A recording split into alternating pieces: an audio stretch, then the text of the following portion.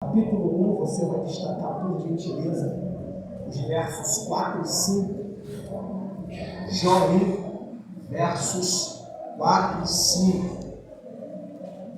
Por favor. Você achou? Diga amém. Está escrito assim: os filhos de Jó iam às casas uns dos outros e ali davam banquetes, cada um por sua vez. E as três irmãs eram sempre convidadas para esses banquetes, para esses comes e bebes. Quando terminavam uma rodada de banquetes, um ciclo de festas, Jó se levantava de madrugada. Repito, Jó se levantava de madrugada e oferecia sacrifícios em favor de cada um dos seus filhos para purificá-los. Jó sempre fazia isso, pois pensava que um dos filhos poderiam ter pecado e assim ofendido a Deus em pensamentos. Você que pode querer tomar um assento, por favor. Aleluia, glória a Deus. Glória a Deus.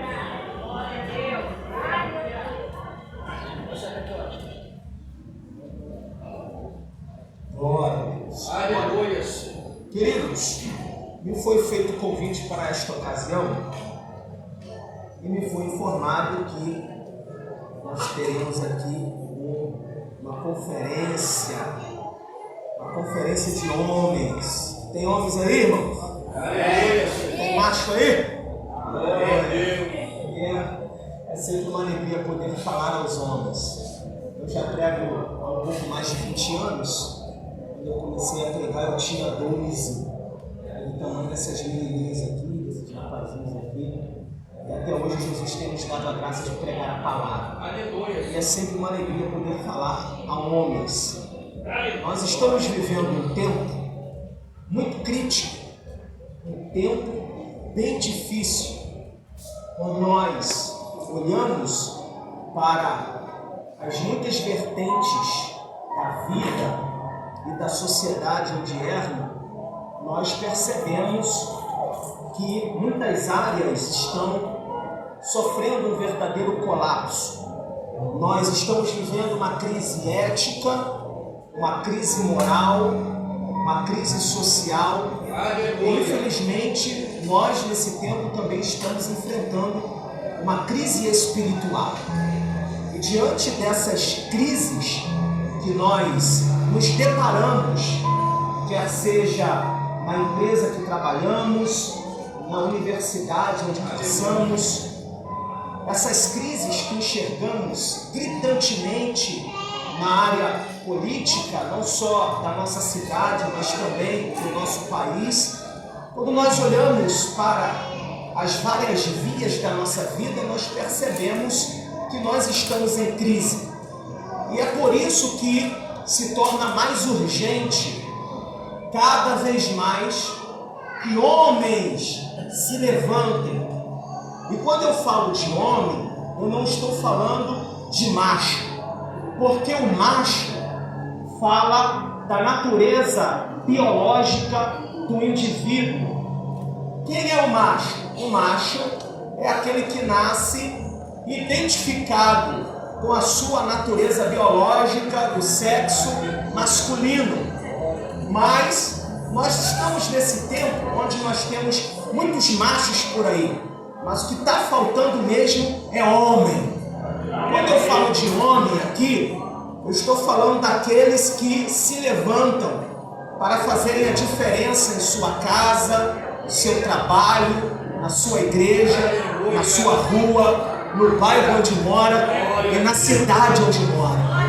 Muitas das crises que acontecem dentro da cidade, na nossa igreja, no nosso seio familiar, é porque falta um homem de verdade. Alguém que assuma os riscos da responsabilidade familiar. Nós estamos vivendo também um tempo de crise matrimonial. Eu não sei se os senhores e as senhoras sabem, mas o número de divórcio entre o povo cristão já se igualou com o divórcio entre o povo não cristão. As famílias cristãs estão também em crise. Há um texto bíblico muito interessante que está em Gênesis, no capítulo 3, no versículo 9. Se você quiser abrir a sua Bíblia para acompanhar, fique à vontade. Mas, pastor Ranieri, o que está escrito aí? Em Gênesis capítulo 3, versículo 9. Está escrito assim: depois que Adão peca, erra, Adão se esconde. E por que Adão se esconde? Porque nesse momento aqui, senhores homens, Adão foi macho. Porque o macho, quando erra, ele se esconde. Mas o homem de verdade, quando erra, ele assume o BO, ele assume o boleto e as suas responsabilidades. O homem de verdade é homem para errar, mas também é homem para assumir o que ele. Então Adão aqui, ele se esquiva. Ele vai se eximindo da sua responsabilidade, se esconde atrás de uma árvore. Aí o verso 9 do capítulo 3... Deus desce na terra. Quem crê que Deus desce na terra? Quem crê? Então eu vou aproveitar que tu crê, vou profetizar que Deus vai descer na tua casa, vai descer na tua família, vai descer nessa igreja. Deus desce na terra. E aí Deus vai perguntar para Adão o que está escrito aí. É só você olhar. O Senhor chamou o homem e perguntou: onde está você, Adão? Deus não pergunta porque não sabia. Afinal de contas, Deus é onipotente, onisciente, onipresente, imanente, transcendente. Deus é poderoso. Deus não pergunta onde você está porque Deus não sabia. Mas Deus estava chamando o homem para assumir as responsabilidades mesmo diante dos seus erros. Esse é o homem de verdade. O homem de verdade não é aquele que procura um culpado para culpar.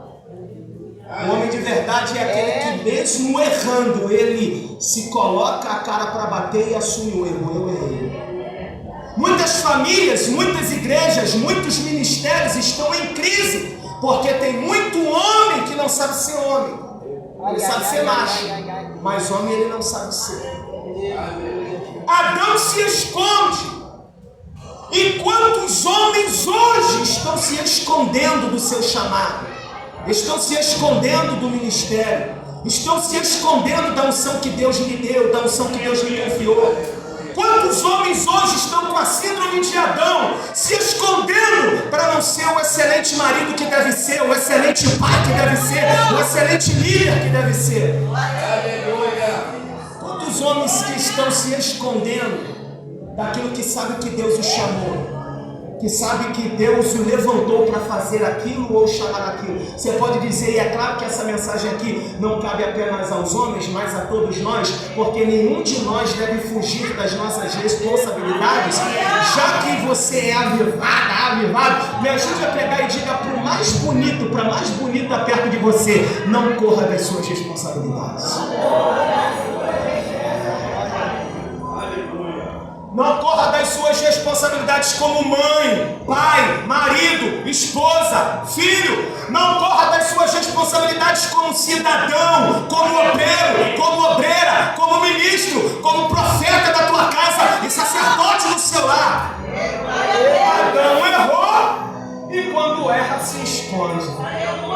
Aí Deus faz uma pergunta. Deus faz o que, igreja? Não, tá fraco. Deus faz o que, igreja?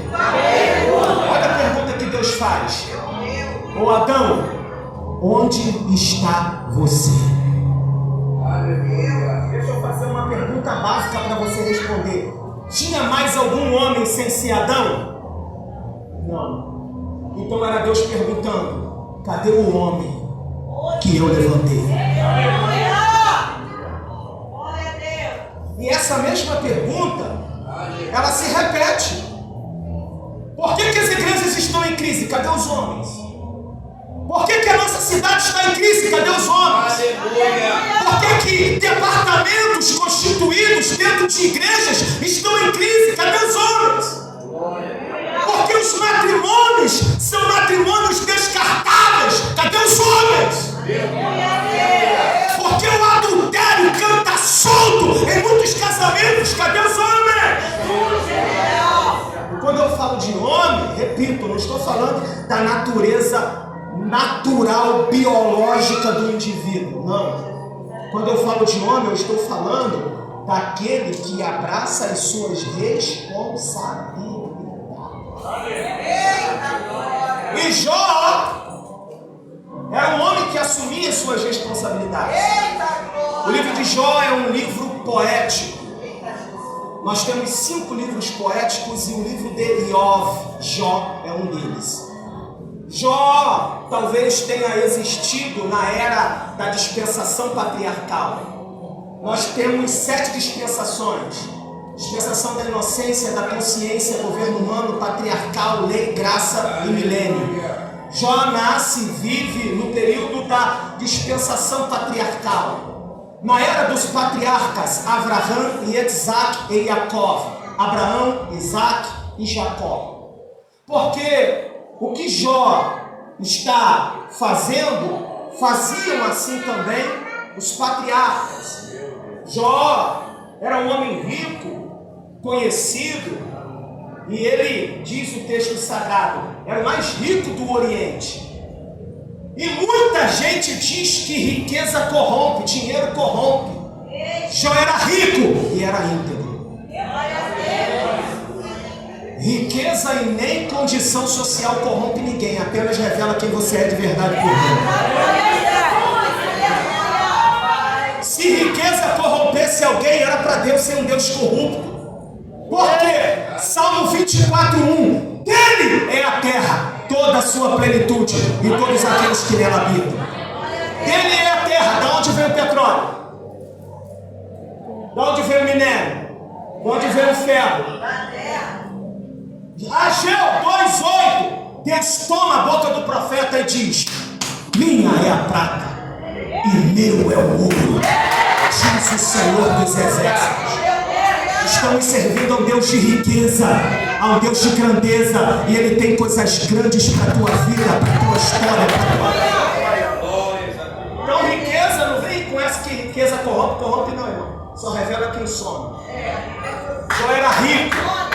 E sabe o que mais me chama a atenção na história de Jó? É que não é a Dona Maria da quitanda e nem o seu Joaquim da padaria que dá testemunho de Jó.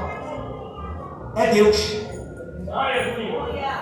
Homens, o maior testemunho que nós podemos carregar é aquele que Deus dá sobre nós. Quem Deus diz que você é, Vasco? Quem Deus diz que eu sou? Satanás se apresenta diante do Altíssimo, na reunião dos filhos de Deus. Satanás se apresenta. Porque nem sempre nas reuniões dos filhos de Deus só tem filho de Deus. Às vezes Satanás se infiltra no meio. Está ali no meio do povo. Porque o trigo sempre vai estar no meio do joio, sempre vai estar no meio do trigo. Aí Deus percebe a sua perspicácia e vai dizer: tem visto meu servo Jó? E aí Deus vai dar testemunho do próprio Jó. Aí a Bíblia diz que Deus fala: homem íntegro, fiel, temente, que se desvia do mal. Eu quero focar nessa palavra homem. Eu quero focar na palavra. Quase ninguém, irmão. Aqui é um culto pentecostal. Eu quero focar na palavra homem. Só os varões, diga homem. Homem. Existem 4 palavras hebraicas para homem. E em cada texto bíblico aparece uma palavra hebraica diferenciada. Existe a palavra Adam ou Adamat. Existe a palavra Ish. Existe a palavra Giborim. E existe a palavra Enohem. Essas 4 palavras hebraicas que são aplicadas a homens, cada uma delas traz um significado.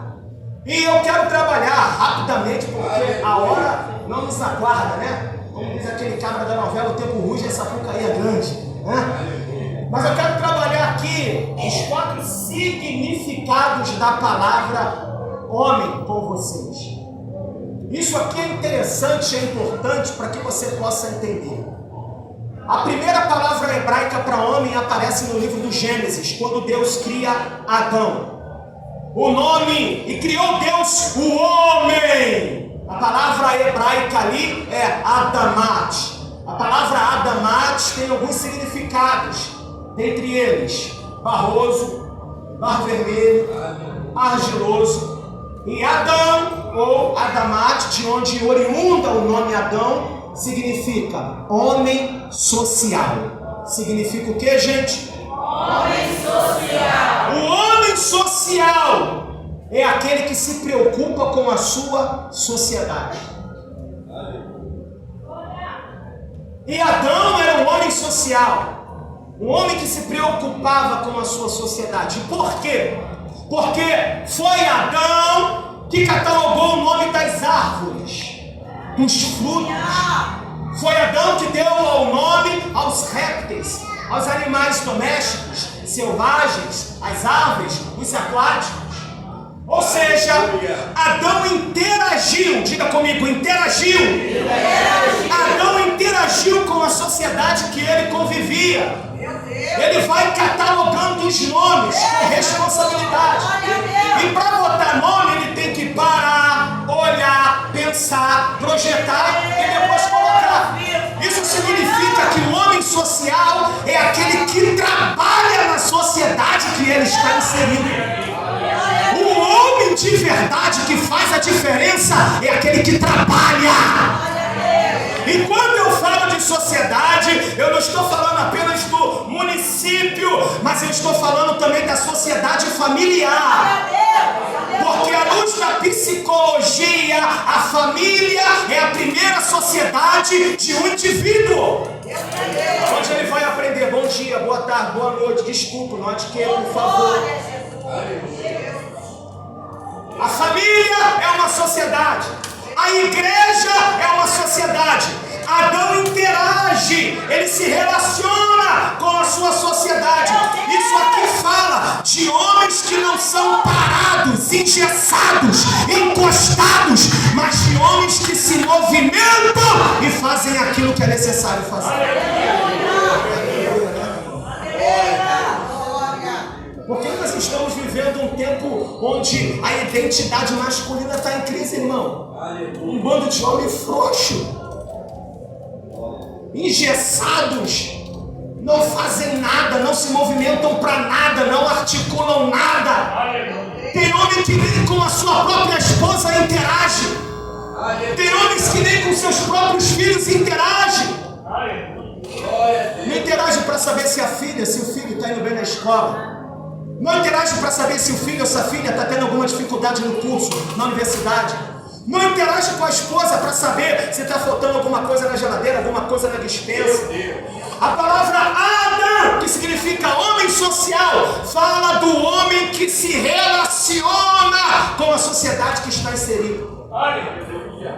Então é necessário nós, homens, nos relacionarmos, nos movimentarmos, fazermos alguma coisa para com a sociedade que nós estamos inseridos. E quando o homem se omite em não interagir, a coisa cai. Sabe por que a coisa cai? Deixa eu ensinar um negócio aqui para vocês. Escute. Aleluia. Satanás percebe que Deus fez o homem para que o homem vivesse para sempre. Entenda, Deus não fez um homem infinito. Deus não fez o homem eterno, porque o homem teve um início, mas Deus fez ele para que ele fosse infinito, porque não foi Deus que desejou a morte para o homem. A morte para o homem é consequência do pecado. Pastor Raniel, onde está escrito isso? Romanos capítulo 6, versículo 23. O salário, a recompensa, a paga do pecado é a... Então a morte não vem de Deus para o homem, porque Deus não tem morte para nenhuma área da tua vida, Ele tem vida. Aí, percebe, depois o Senhor dá um pulinho no capítulo 3 de Gênesis. Capítulo 3 de Gênesis, do verso 1 até o verso 5. Só quem fala, o Satanás através da serpente e a mulher. Cadê a voz do homem? Pode abrir a Bíblia e olhar aí para ver se eu estou falando da minha cabeça. Do capítulo 3, do verso 1 ao verso 5. A gente ouve a voz da mulher, a gente ouve a voz do capeta através da serpente, mas a gente não ouve a voz do... Cadê o homem? Quando o homem cala a sua voz, Satanás ganha poder de voz. Homem, não se cale na tua casa, não se cale no teu trabalho, não se cale na tua igreja. Porque na omissão da voz do homem, Satanás ganhou espaço.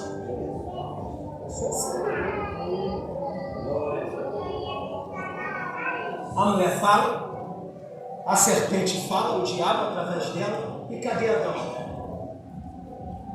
Adão se cala.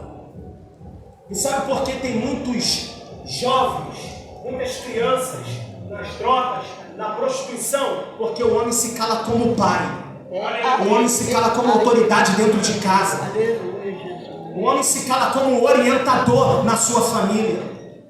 E todas as vezes que o homem se calar, a família vai cair.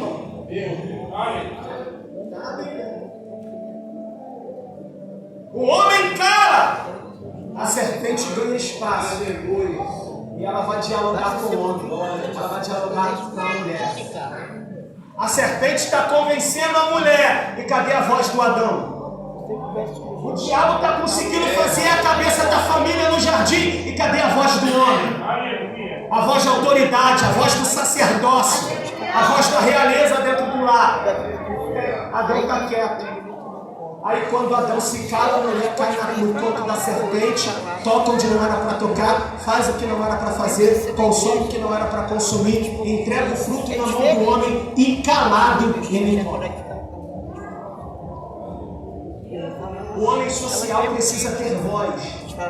Os varões, pode dizer aí para o varão que está perto de você, você precisa ter voz. Se tiver macho perto de tu, fala para ele aí, você precisa ter voz. O diabo não pode calar a tua voz. As dívidas não podem sucumbir à tua voz. As crises existenciais não podem sucumbir à tua voz. As crises financeiras e profissionais não podem calar a voz do homem dentro de casa. A crise no relacionamento, a crise ministerial, a crise espiritual não pode calar a voz do homem. E aí tem muitos homens se calando. Aí tá indo os filhos, ó, para as drogas, para a bebida, para a prostituição. E o pai se cala como homem dentro de casa para não corrigir. Meu pai. O pai se cala dentro de casa para não orientar. Mulheres entrando em depressão, síndrome do pânico, crise de ansiedade. O Brasil é o país mais ansioso do mundo, segundo a Organização Mundial de Saúde. E o 8º mais depressivo do mundo, numa lista de 50 países. E grande parte dos ansiolíticos são mulheres. Cadê o homem para liberar uma palavra de ânimo? Cadê os homens para liberar uma palavra de motivação para as esposas? Porque para ser profeta aqui, para cantar aqui, para profetizar aqui é mole. Mas Deus nos chamou para sermos profetas dentro da nossa casa, para a nossa família.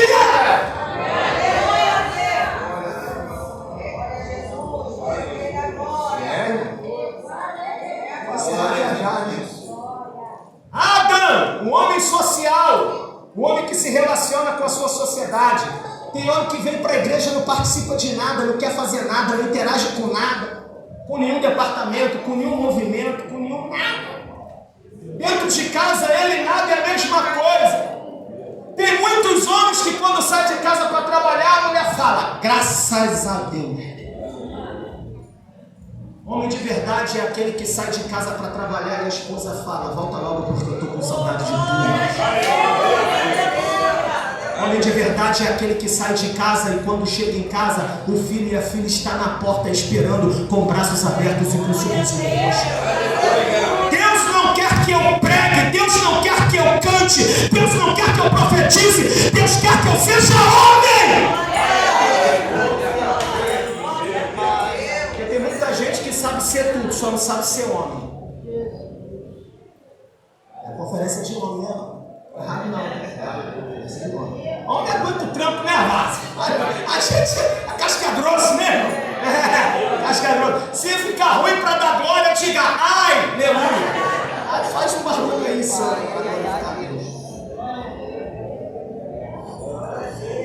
Tem mais uma palavra que me chama a atenção é a palavra giborim. Essa palavra hebraica giborim, que é aplicada para o homem, ela aparece em Juízes, no capítulo 6, no versículo 12. Juízes, capítulo 6, versículo 12. O que está acontecendo ali, pastor Ranieri? Está acontecendo isso. Israel está em crise. Os filisteus estão dominando o povo. Tem fome no arraial. A crise está instalada no arraial. Os homens, tudo dando linha na pipa. Aí tem um cabra doido, Gideão. Ele está malhando trigo no lagar. Aleluia! Só que o lagar não é lugar de malhar trigo, é lugar de prensar uva. Só que Gideão não vive reclamando daquilo que não tem, mas usa aquilo que tem para fazer aquilo que é necessário fazer.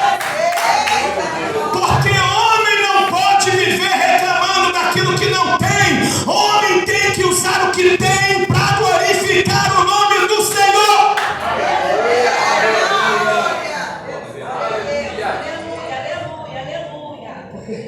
Tem homem estranho, né, irmão? Eu sei que aqui já perguntei, não, aqui é tudo mais, né? Amém, amém, rapaziada? Aqui é tudo mais, né? Mas os homens estranhos, né? Vive reclamando da vida, ó vida, ó céus, ó mãe, ó ele, ó, só reclama. Gideão tem trigo, não tem lugar de trabalhar o trigo, só tem lugar de prensar uva. Aí Gideão, se é só isso que tem, eu vou usar aquilo que eu tenho para não viver reclamando daquilo que eu ainda não tenho. Você pode falar para alguém mais bonito aí perto de você, não reclame daquilo que você não tem. Passe a usar aquilo que você já tem para fazer aquilo que você sabe que tem que ser feito.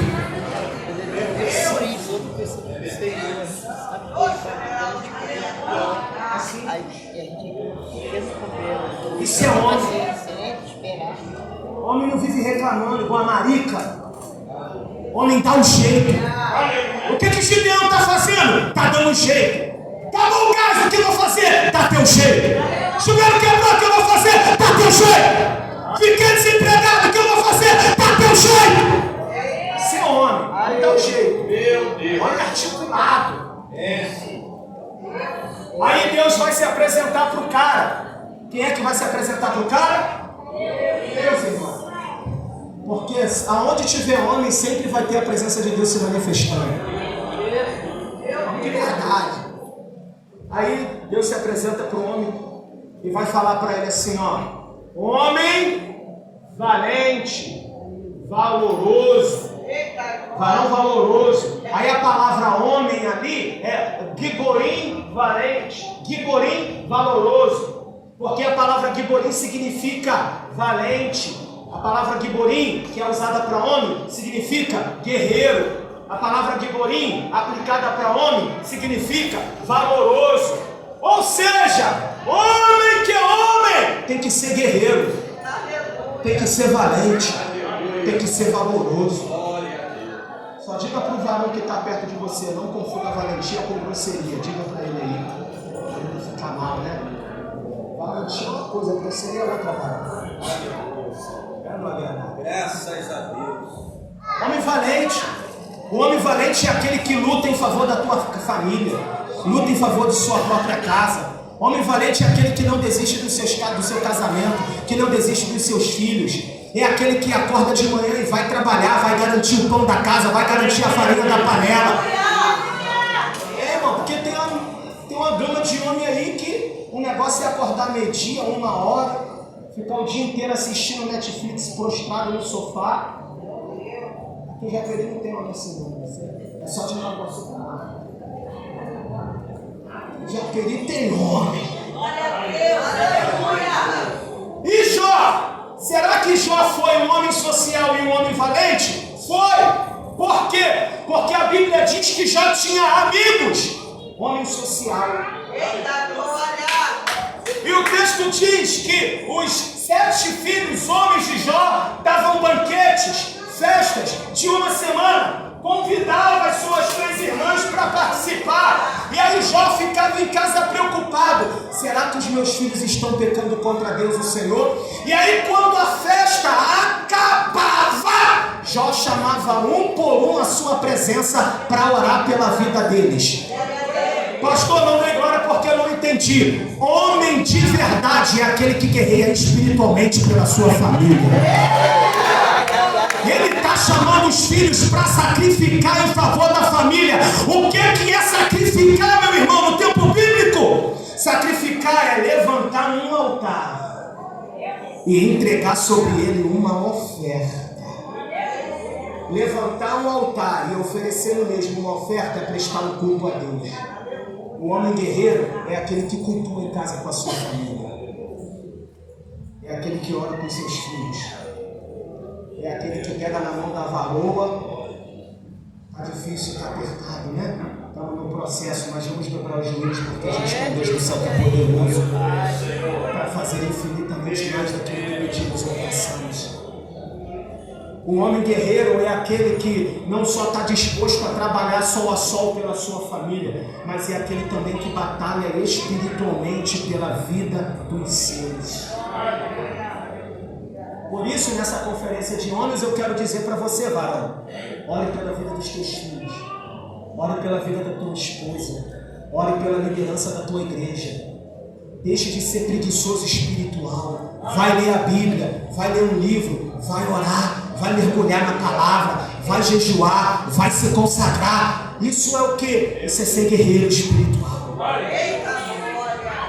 O homem guiborim, valente, homem guerreiro, é um homem que faz acontecer, é um homem que não desiste dos projetos familiares, não desiste dos sonhos familiares.